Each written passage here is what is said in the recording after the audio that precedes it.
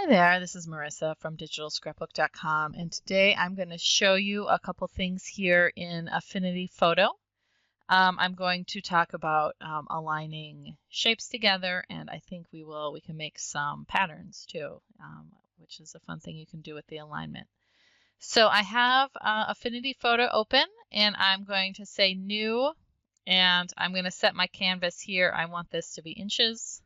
And I'm going to do 12 by 12, and then the DPI should be set at 300. And this is just kind of a basic size that we use in digital scrapbooking, so that's why I'm using that.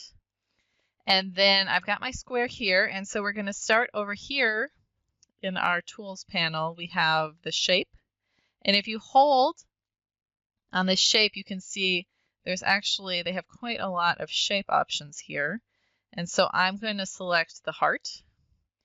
And then I'm come over here. I have all these colors open here. I'm going to choose one. I think we'll go with pink because I like pink. And then I can just start dragging my heart around here. And if I want to have the kind of official heart, I can hold down Shift. And you can see that will lock my heart shape. So I'm going to go ahead and make that. And you'll see over here this is my layers panel. So if any of these panels are missing, you'll find them up here under Window. And you'll see that it made my heart. And I'm actually going to adjust this. Okay, so it can be wonky again. If I hold Shift, it will keep it in the official shape. I'm going to make it a little smaller because what I'm going to do now is I actually want to duplicate this. We want a couple of them. And then with here, I'm going to get my Move tool, which is you can also hit V on your keyboard. I'm going to get a couple of these just so we can kind of check out how to align these. So say, let's imagine, you could have three elements of any kind that's on your layout, and you want to line them up. So we're going to come over here. I'm going to hold down Shift and click on the bottom one. So now they're all selected. And then with my Move tool, if I have the Move tool selected here, then I'm going to come over and see Align Center. All right, so that's nice. Now they're perfectly lined up together. You can also line them up to the left, to the right, and these will take you up and down, but we're kind of working vertically right now. So another fun thing, let's kind of make these a little more wonky. All right, so I'm going to line them up in center here, but you'll see that obviously the spacing here is not exact. So if we want to get the spacing exact, we come up here to this little box here. It says alignment. And so you have these other alignment options, but you also have, you'll notice these two on the end, space horizontally and space vertically. So if I hit that, it'll space these vertically, and I can say apply. So this is really handy, very useful if you're trying to put on a bunch of elements and you want them to be exact. But we can also use these shapes here. We can go ahead and make a pattern here with the alignment tool. So I have all these hearts, and I'm going to go ahead, I'm going to hold the Shift and shrink them down a little bit because we're going to make a pattern. And then on my keyboard, I'm going to hit Control J, which is just going to duplicate these. And then I'm going to select all of them again and duplicate them again. Okay, so that's pretty good. All right, so I'm going to come here. Can we shrink this up here, make this smaller? There we go.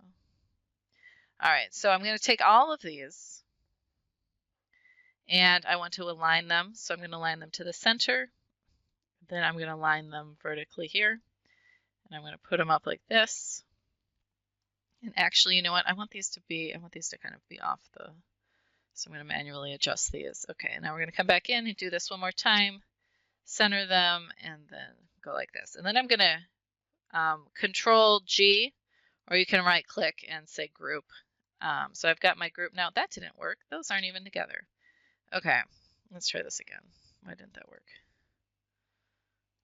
Okay, there we go. I must have clicked on the wrong thing. I wasn't looking.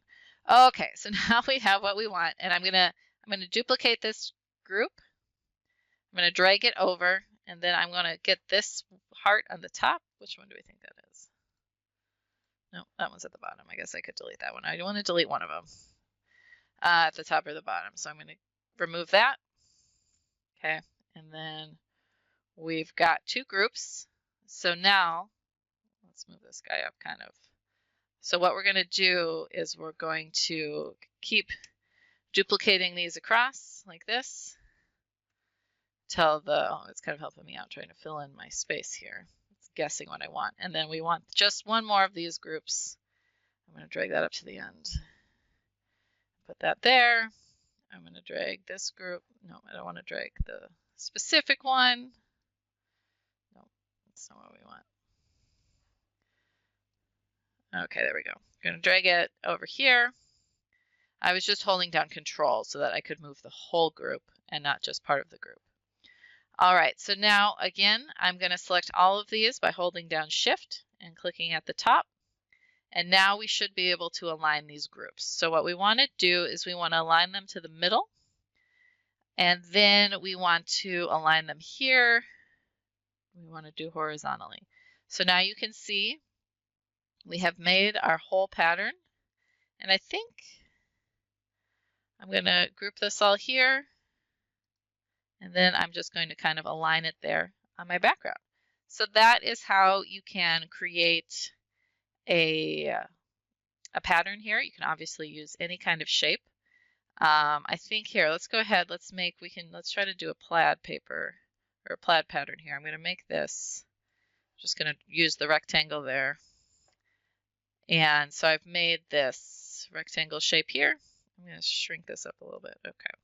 And now we're going to do the same thing. I'm going to bring this over here and we're just going to duplicate this a bunch of times across and then drag them. As we get more, it gets easier to fill it in. And then I'll show you how to turn this into plaid as well. So we're going to need a few more of these. Okay, that's pretty good. All right, I'm going to drag these here. Okay, so I'm going to select all of my rectangles. I'm going to align them that way. And then up here, let's see, I always get confused which way I want to go. I want to go horizontal. Okay, that's great. I'm going to go ahead and merge these together. What are these doing here? We don't want these. Okay, I'm going to delete those. Okay, so now we have one layer. And I'm going to duplicate this. And then I'm just going to come here. We should be able to rotate this. There's my little rotate thing.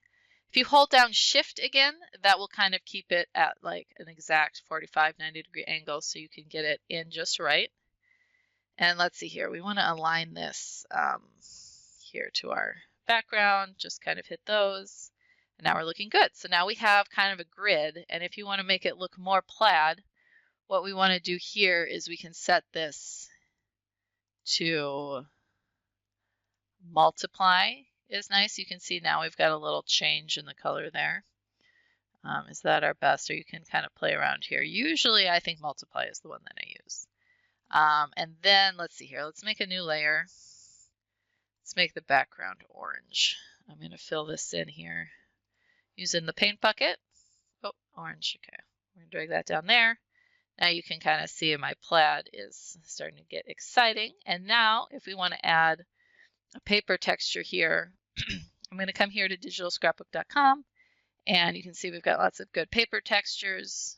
I'm just going to click on this one and download it. And then we'll come back here to Affinity. So I have my folder just off to the side here. I'm going to drag this in and it's not lining that up correctly. So I'm going to hit this and this should, I think, where's my align tool? I'll just bring it down. There we go.